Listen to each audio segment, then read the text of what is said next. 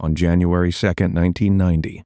The heavy glass doors of a Days Inn in Columbus, Indiana, slid open to welcome a predator. A female night auditor, working the graveyard shift entirely alone, suddenly found herself fighting a frantic battle against an intruder. The struggle tore through the quiet lobby as the attacker attempted to force her into compliance. Drawing on an immense reservoir of sheer will, she struck back against her assailant and broke free from his grasp. Her harrowing escape preserved her life and provided law enforcement with their first solid advantage.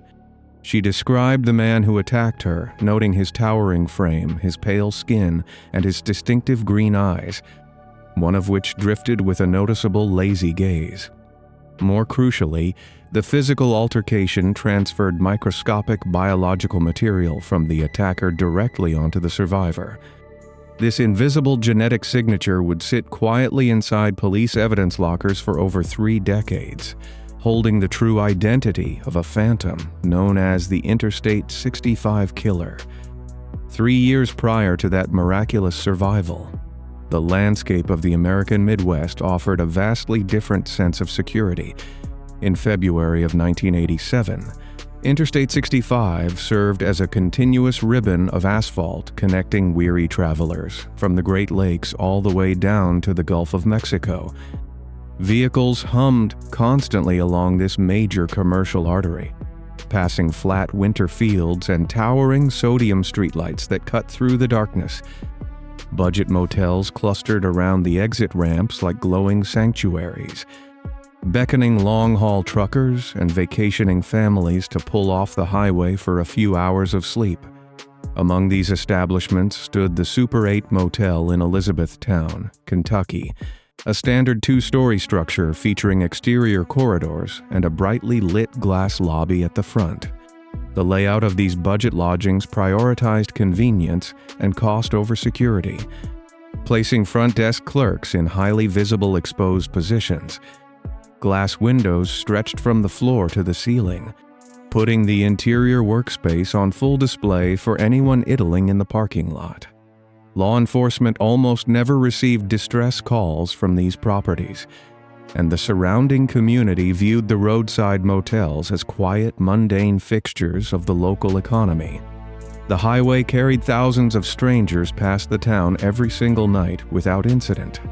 Nobody anticipated that the very interstate providing livelihoods to local residents would deliver a predator who viewed these glass lobbies as hunting grounds. Inside the Elizabethtown Super 8, 41-year-old Vicki Heath anchored the night audit shift. Vicki lived as a deeply devoted mother of 2 children, known throughout her community for her warmth and her tireless work ethic. She had recently accepted a marriage proposal and spent her quiet hours behind the desk sketching out plans for her upcoming wedding. The role of a night auditor required solitary endurance, as employees manned the registers from midnight until dawn with absolutely no security guards or backup staff on the premises. Vicki possessed a steadfast routine, beginning her shift by counting the cash drawer and sorting through stacks of paper receipts left behind by the day staff. She kept the commercial coffee machines brewing hot to accommodate the early risers and truckers who needed a warm cup before hitting the freezing pavement. The quiet hours stretched long, accompanied only by the hum of the vending machines and the occasional sweep of headlights casting long shadows across the lobby floor. The design of the motel placed the front desk just a few feet away from the main entrance, separated only by a low wooden counter that offered no physical protection. Vicki embraced this solitude, using the uninterrupted time to focus on building a brighter future for her children and her fiancés. She held no reason to fear the heavy glass doors swinging open during the earliest hours of the morning. The tranquil illusion of the highway shattered in the early morning hours of February 21st, 1987. Shortly before dawn, a motel guest walked into the brightly lit lobby of the Elizabethtown Super 8 to check out and found the front desk abandoned. The silence inside the room felt heavy and unnatural, prompting the traveler to contact the local authorities. Patrol units from the Elizabethtown Police Department navigated the desolate streets and pulled into the glowing parking lot just minutes later. Officers pushed through the front doors and recognized the unmistakable signs of a frantic, physical struggle behind the front desk. Chairs lay overturned upon the commercial carpet, and loose paperwork blanketed the floor in a chaotic array. The lobby telephone hung precariously from the wall, its cord ripped from the receiver to prevent anyone from calling for help. Officers drew their sidearms and initiated a systematic sweep of the building, moving cautiously down the exterior walkways and checking the perimeter. The trail led them directly to the rear of the property, a secluded area obscured from the highway and shielded by towering trash receptacles. Behind the motel near the commercial dumpsters, law enforcement made a grim discovery. Lying on the freezing asphalt behind the building, Vicky Heath had met a brutal, permanent end. The responding officers secured the perimeter and requested immediate assistance from crime scene technicians, noting that the 41-year-old mother had suffered catastrophic, fatal injuries. A preliminary examination revealed a close-range wound from a small-caliber firearm inflicted alongside severe physical trauma that indicated a terrifying ordeal. Investigators processing the front desk discovered a small amount of cash missing from the register. Despite the missing money, the extreme level of devastation inflicted upon the victim appeared entirely disproportionate to a simple roadside robbery. Technicians combed the area around the dumpsters, collecting vital biological evidence left behind by the perpetrator during the attack. In the year 1987, forensic genetic testing remained in its infancy, severely limiting the ability of local laboratories to extract a meaningful profile from the samples. Detectives canvassed the surrounding businesses and interviewed motel guests, but the interstate had already provided the assailant with a high-speed avenue of escape. The killer had vanished back into the endless stream of commercial traffic, leaving behind a devastated family and a deeply unnerved community, without any immediate leads or reliable surveillance footage. The investigation into the tragedy at the Elizabethtown Super 8 stalled. The case file grew cold, sitting dormant in the archives as the highway continued to ferry millions of unsuspecting travelers through the dark. The shadow of the phantom fell across the interstate again on March 3, 1989. 2 years had elapsed since the tragedy in Kentucky, leaving law enforcement officers desperate for any tangible lead. Near the northern terminus of Interstate 65 in Merrillville, Indiana, the glowing signage of another day's inn pierced the freezing night air. The architecture mirrored the Elizabethtown property, featuring large glass windows and an exposed front desk facing the open parking lot. Inside this lobby, 24-year-old Peggy Gill managed the night audit shift. She balanced the ledgers and prepared the morning coffee for the sleeping guests above. Sometime before the sun crested the horizon, a predator stepped through the heavy glass doors and confronted her. The ensuing attack left the front desk abandoned and the cash register short of a few bills. Responding officers arrived to find the lobby eerily quiet, with discarded paperwork littering the commercial carpet. A thorough search of the premises led investigators to an empty room located within the motel complex. Inside this vacant space, police found Peggy Gill deceased from a fatal wound inflicted by a small-caliber firearm.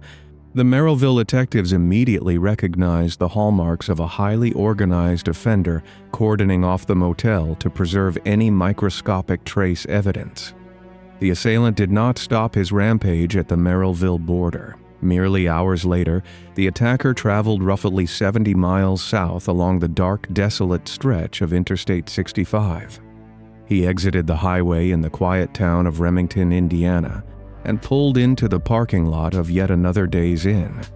34-year-old Jean Gilbert stood behind the counter, working the identical solitary night shift to support her young family. Jean possessed a bright spirit and a fierce dedication to her children. working through the quiet hours to ensure their financial stability. The perpetrator entered the lobby, overpowered Jean, and forced her out of the brightly lit establishment into the freezing night. Morning travelers eventually discovered the deserted front desk and alerted the local authorities to the strange scene. Later that same day, a passing motorist traveling along a rural road located Jean Gilbert. She had suffered a catastrophic end, her life stolen away by the same small-caliber weapon used just hours prior. Crime scene technicians painstakingly collected physical evidence from the rural road, mapping tire tracks and bagging discarded items. Ballistics experts examined the projectiles retrieved from both scenes under comparison microscopes.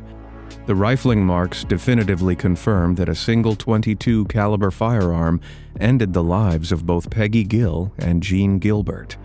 Following the miraculous escape of the Columbus motel clerk in early 1990, law enforcement finally possessed a physical description of their phantom. Police artists worked alongside the survivor to generate a detailed composite sketch of the towering man with the distinctive lazy green eye. Detectives printed thousands of wanted posters and distributed them to every truck stop, diner, and way station along the Interstate 65 corridor. Investigators spent the next several years chasing phantom leads, conducting hundreds of interviews with transient workers and local drifters. Patrol officers scrutinized the faces of long-haul drivers during routine traffic stops, searching for the asymmetrical gaze described by the survivor. Despite their relentless efforts, the suspect pool yielded absolutely no matches to the composite drawing. The investigation suffered from the severe technological and jurisdictional limitations of the 1990s. Local police departments relied upon rudimentary fax machines and physical filing cabinets, preventing seamless communication between separate states. Without a centralized biological database, the critical genetic material collected from the victims sat frozen inside evidence lockers. The biological samples degraded slowly in the cold storage, while the detectives exhausted every conventional investigative technique available to them. Officers reviewed the rosters of known violent offenders paroled in Indiana and Kentucky, yet the distinctive green-eyed man remained invisible. The passage of time brought immense frustration to the victims' families, but it also delivered rapid advancements in forensic science. By the year 2008, laboratory technicians possessed the capability to extract detailed genetic profiles from microscopic biological traces. Cold case detectives retrieved the preserved evidence from the Elizabethtown, Remington, and Columbus crime scenes. Scientists applied short tandem repeat testing to the degraded samples, amplifying the microscopic cells into readable genetic data. The meticulous laboratory work took weeks to complete, requiring technicians to separate the victim's biology from the perpetrator's genetic material. When the final sequencing finished, the laboratory computers generated a pristine biological signature of the attacker. The results proved beyond any doubt that the genetic material left upon Vicky Heath in 1987 perfectly matched the evidence recovered from Jean Gilbert. Furthermore, this exact same genetic sequence appeared on the clothing of the Columbus survivor from 1990. For the first time in 2 decades, investigators possessed undeniable biological proof linking all 3 events to a single individual. The science stripped away the shadows, confirming that one highly mobile predator executed these calculated attacks along the highway. In the year 2010, the Federal Bureau of Investigation officially designated this unknown suspect as the Interstate 65 killer. Detectives uploaded the pristine genetic sequence into the combined DNA index system, anticipating an immediate match. The national database scanned millions of existing profiles, comparing the killer's sequence against every convicted felon currently serving time. The computer screen returned a devastating result, showing absolutely 0 matches across the entire country. This failure highlighted a massive, infuriating loophole within the American criminal justice system regarding repeat violent offenders. The perpetrator had committed a string of severe armed robberies and escaped from state custody multiple times throughout the 1960s and 1970s. Because he served his massive sentences and secured his release long before states enacted mandatory genetic collection laws, his biology never entered the National Registry. The rigid protocols of the era meant that authorities only swabbed incoming or currently incarcerated inmates, allowing older paroled criminals to slip through the cracks entirely. Law enforcement held a complete physical description, a perfect genetic profile, and a clear geographic hunting pattern. Yet the man remained a ghost. The investigation slammed into an impenetrable brick wall, forcing detectives to wait another agonizing decade for technology to catch up with their suspect. The year 2019 brought a revolutionary shift to the sterile halls of the Indiana State Police Laboratory. Fluorescent panels cast a harsh white glow over rows of humming computer servers and steel workstations. Inside this secure facility, cold case detectives refused to surrender the genetic evidence to the passage of time. They launched a joint operation with the Federal Bureau of Investigation and elite private genetic laboratories. Investigators embraced the emerging complex science of investigative genetic genealogy. This technique bypassed the restricted national criminal databases completely, opening a new frontier in forensic identification. Technicians extracted the preserved genetic signature from the deep freeze storage lockers. They sequenced the biological material using advanced microarrays, translating the microscopic cells into a massive digital text file. The computer systems uploaded this raw data file directly into public ancestry platforms. The digital search algorithm scanned millions of voluntary submissions from ordinary citizens seeking their heritage. The machine hunted for matching chromosomal segments shared between the unknown perpetrator and his distant relatives.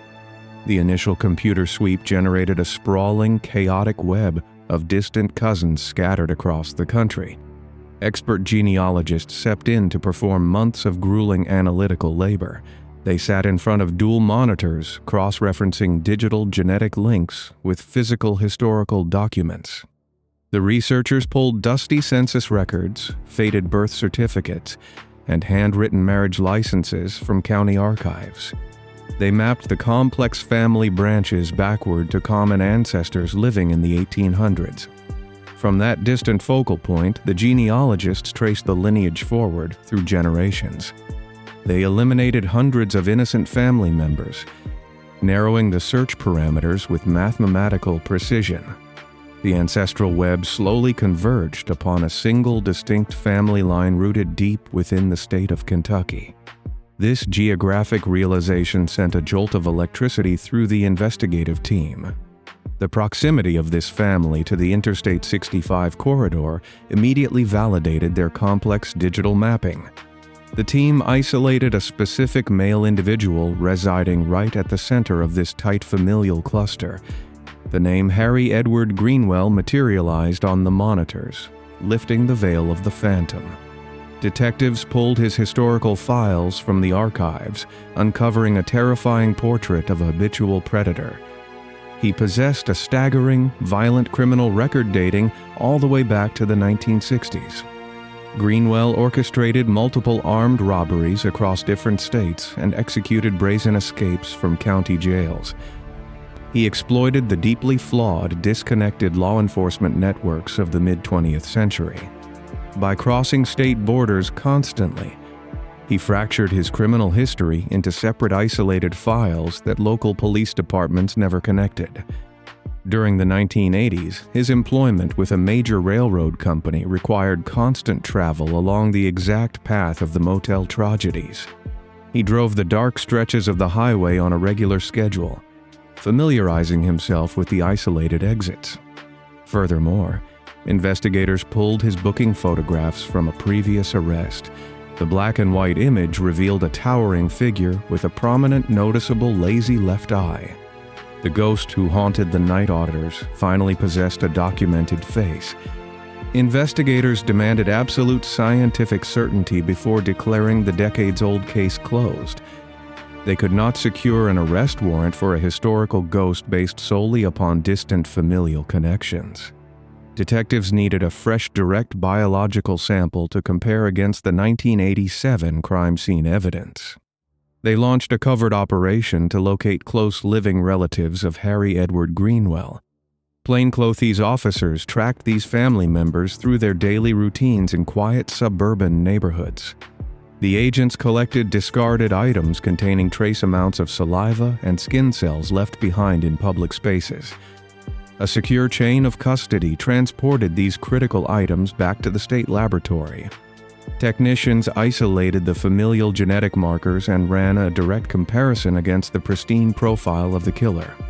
In early 2022, the laboratory printers churned out the definitive results. The sequence aligned across every single genetic marker. The mathematical probability of the sample belonging to an unrelated individual stood at absolute zero. The science proved beyond any doubt that Harry Edward Greenwell terrorized the budget motels. Law enforcement officers prepared to execute their final moves, only to confront a jarring reality. They mapped out a quiet residential street in New Albin, Iowa, a small town nestled right against the Mississippi River. The tactical team stood down upon reviewing the local death records. There would be no midnight raid, no steel handcuffs, and no dramatic courtroom reckoning. Harry Edward Greenwell had already faced his ultimate demise. In January of 2013, at the age of 68, he perished from aggressive cancer.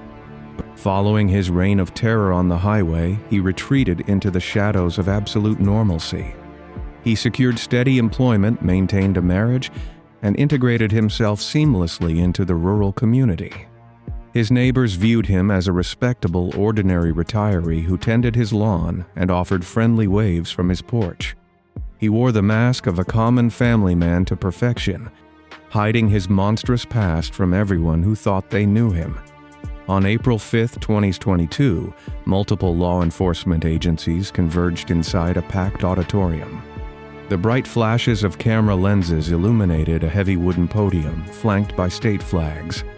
Officials stepped up to the microphones to announce the final closure of the three-decade mystery. They projected the 1990 composite sketch onto a massive screen right next to the booking photograph of Harry Edward Greenwell. The striking resemblance down to the asymmetrical gaze and prominent jawline sent a visible chill through the assembled reporters. The authorities detailed the exhaustive chronological timeline of the investigation. They exposed the specific jurisdictional loopholes and missing paperwork that allowed him to evade the national databases for so long. The presentation dismantled his false legacy piece by piece. The police stripped away his curated image of a quiet retiree, exposing him as a calculated predator to the entire world. The intense focus of the room shifted entirely toward the families of Vicky Heath, Peggy Gill, and Jean Gilbert. For 35 agonizing years, these families endured a dark purgatory of unanswered questions. Children grew into adults without the guidance of their mothers, carrying the heavy, invisible burden of the unknown. The press conference brought a profound, bittersweet wave of relief to the surviving relatives. The formal identification of the attacker validated their decades of suffering and restored a crucial sense of historical truth. Investigators directed immense praise toward the Columbus motel clerk from 1990. Her fierce will to survive and her incredible presence of mind secured the vital biological evidence. Her actions anchored the entire investigation, ensuring that the killer left his microscopic signature behind on that freezing night. The families expressed deep gratitude that law enforcement never abandoned the pursuit of justice. The identification of the Interstate 65 killer represents a monumental triumph for forensic methodology. The resolution stands as a stark warning to other dormant predators who believe they have outrun their pasts. The rigid legal loopholes that previously shielded aging criminals from genetic collection stand rendered entirely obsolete. Public genealogical mapping bypasses the archaic systems, turning the public itself into the ultimate dragnet. No matter how deep the archives bury the physical evidence, relentless science will eventually extract the truth. The long, dark stretches of the highway no longer hold the terrifying secrets of those freezing winter nights. Justice delayed by immense technological limits finally names the phantom. The relentless pursuit reclaims the narrative for the resilient women who faced the darkness alone.